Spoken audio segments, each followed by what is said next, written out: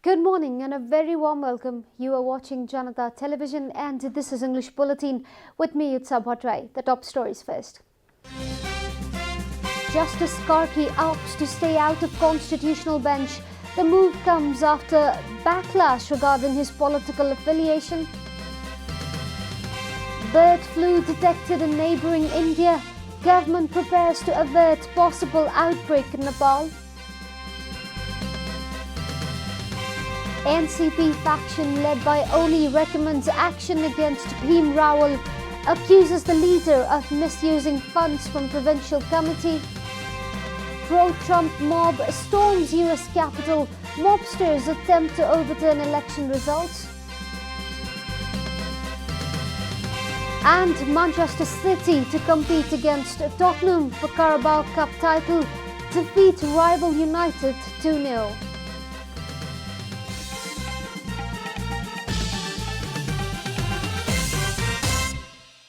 And now, the news in detail. Justice Harikrishna Karki has withdrawn his name from the constitutional bench formed by the Chief Justice to hear writ petitions filed against the government for dissolving the Law House. Justice Harikrishna Karki made a self-declaration that he has taken back his name from the constitutional bench after facing backlash from other advocates. Senior advocates such as Mukti Pradhan, Shambhu Thapa and Dinesh Tripathi had questioned the legitimacy of the constitutional bench because of the political affiliation of Justice Karki. Chief Justice Cholendra Samsher Rana had set up the constitutional bench, including himself and Justices Bishwambar Prasad Shrestha, Anil Kumar Sinha, Tej Bahadur Kesi and Hari Krishna Karki for the hearing of writ petitions against the Law House dissolution. Chief Justice Rana had selected Justice Hari Krishna Karki for the constitutional bench despite having the option to select 14 other high-ranking justices. This had stirred a controversy and raised question on the judiciary's neutrality. In fact, rumours were quick to spread about heated argument between the Chief Justice and advocates. After Justice Karki's decision to leave, Chief Justice Rana once again has been left with the task of filling the vacant post in the last hour. 13 writ petitions have been registered in the Supreme Court against the dissolution of Law House. The government has started making preparations to avert a possible outbreak of bird flu in the country after the virus emerged in neighbouring India. According to a high-ranking official at the Ministry of Agriculture and Livestock Development, the government has instructed concerned authorities to tighten quarantine in border areas.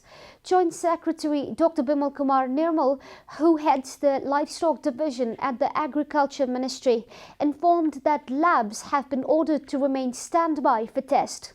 The government had set up labs in Biratnagar, Chanakpur, Chitwan, Thangadi and Surkhet to test coronavirus after the disease was carried to Nepal from India by migrant workers.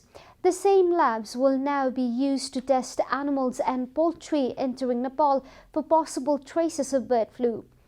The government has made it mandatory for poultry farmers to use quarantine facilities while importing chicken from India, while health certificate is also compulsory.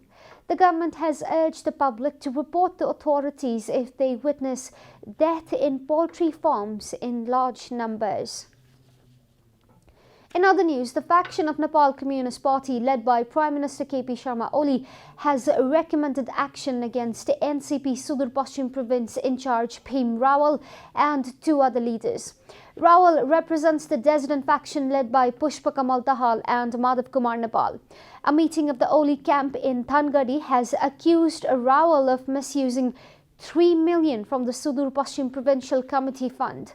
Other leaders accused in the scam include Provincial Secretary Neb Bahadur Chowdhury and Provincial Office Secretary Dinesh Chandra Subedi. The committee has recommended action against the 3 leaders for working against the party ethics, informed the Provincial Chair of the Oli camp, Kama Bahadur Thapa.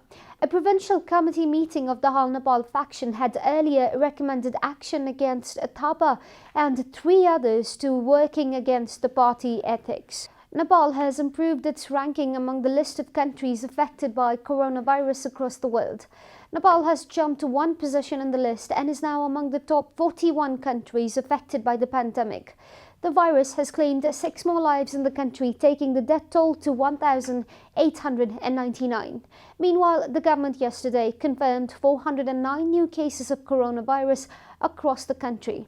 Following the latest round of tests, the total cases of coronavirus in the country have climbed to 263,193, while the number of active cases has dropped to 5,133.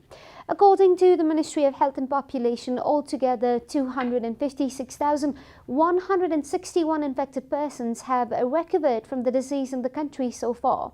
The US tops the list of countries affected by the coronavirus with 21.83 million confirmed cases, followed by India with 10.39 million cases. Coronavirus has infected more than 87.59 million people across the world and claimed 1.88 million lives. In other news, the Ministry of Home Affairs has expelled a Belgian couple from the country after discovering their involvement in spreading Christianity by abusing their visas. Home Ministry has expelled Belgian national Walter Saven and Lucien Evelyn, who were staying in Nepal on educational visa. Both of them had taken the visa to study at Patna Multiple Campus, Lalitpur. The couple has been expelled and also banned to enter Nepal for the next 5 years.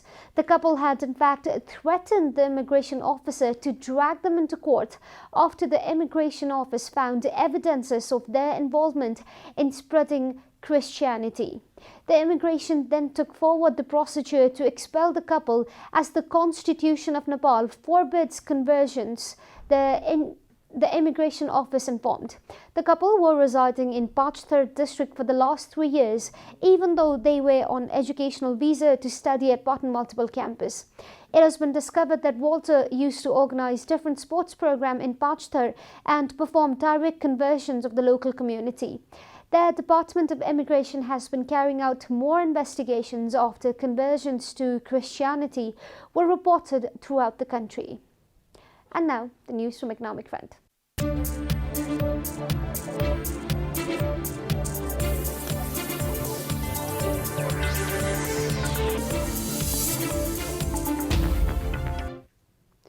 A team of representatives from the Federation of Nepalese Chamber of Commerce and Industries met with Finance Minister Bishnu Paudel yesterday. FNCCI team has requested the Finance Minister to extend the deadline for submission of tax details and payment of bank loans and interest. During the meeting held at Ministry of Finance yesterday, industrialists and entrepreneurs from representing FNCCI requested the Finance Minister to provide a grace period of 3 months for submitting the tax details. Although the law provides tax details along with the account report of the last fiscal year should be submitted within the first 6 months of the current fiscal year in the concerned tax office, this year has been difficult due to the pandemic and the lockdown that followed, FNCCI team informed. Bankers have refused to show mercy upon industries and businesses badly hit by the pandemic, which has caused despair in the private sector, the team added. Almost all small and medium-scale businesses have ceased to operate due to lockdown, and therefore the deadline to submit loans and interest should also be extended, FNCCI team further informed. In case of failure to extend the time limit, more than 50% of small and medium-scale businesses will shut permanently, the team has informed the Finance Minister. Welcome back, and now the international news.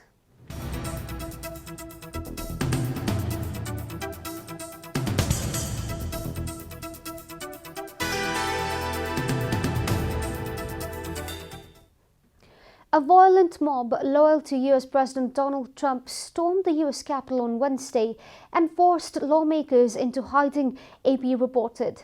According to the news agency, it was a stunning attempt to overturn America's presidential election, undercut the nation's democracy, and keep Democrat Joe Biden from replacing Trump in the White House.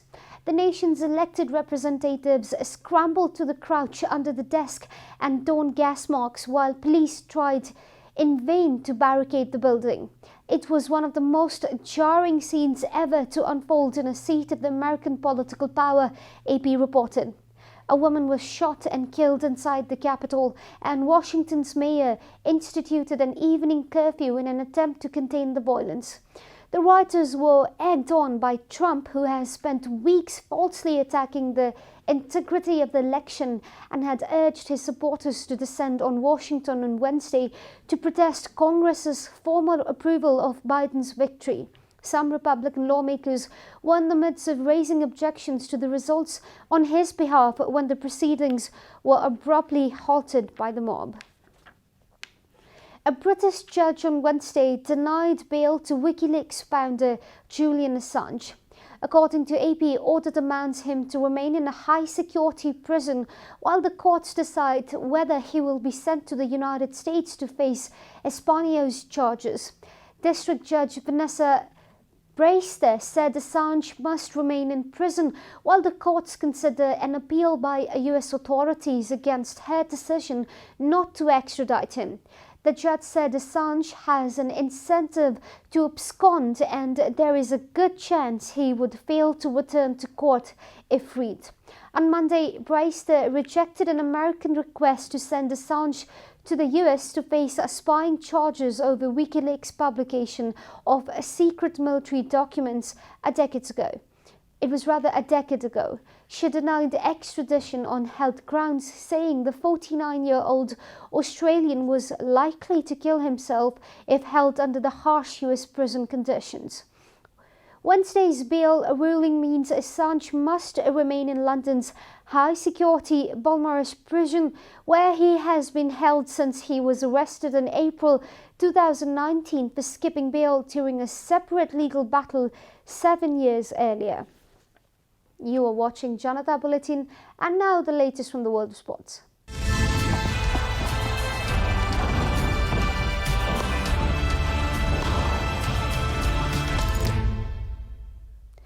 Pep Guardiola's Manchester City defeated arch-rivals Manchester United by 2-0 to reach the Carabao Cup final.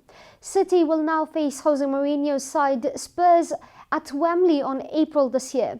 City will be looking forward to win the competition for the fourth consecutive year, in what BBC describes as a deserved win for the citizens at Old Trafford. Both John Stones and Fernandinho struck in the second half to send City to the finals. Manchester United's poor performance led to another disappointing semi-final defeat, a fourth in the past year for Solskjaer's, after also losing a two-legged tie to City in the last season's EFL Cup, going down to Chelsea in the 2019-2020 FA Cup, and also being beaten by Sevilla in the Europa League last fall, BBC reported. Even during the first half goalless draw, City had majority of the ball and United had more shots. City will equal Liverpool's record of winning the League Cup 4 times in a row if they beat Jose Mourinho's Spurs on Sunday, 25th of April.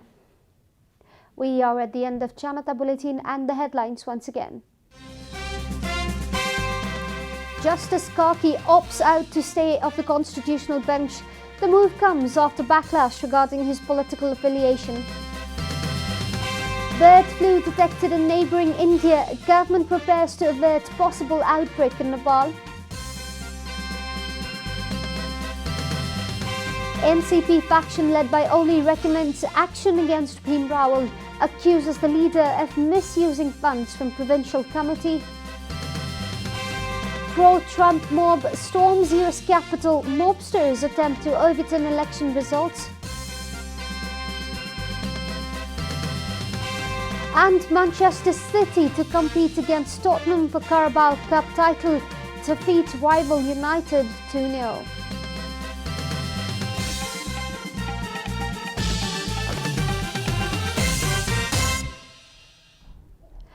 And that's all from the English News Desk for today. You can follow Janata Television and our programs on various social media platforms, including on our website janatasamachar.com. Keep watching Janata Television. Namaste.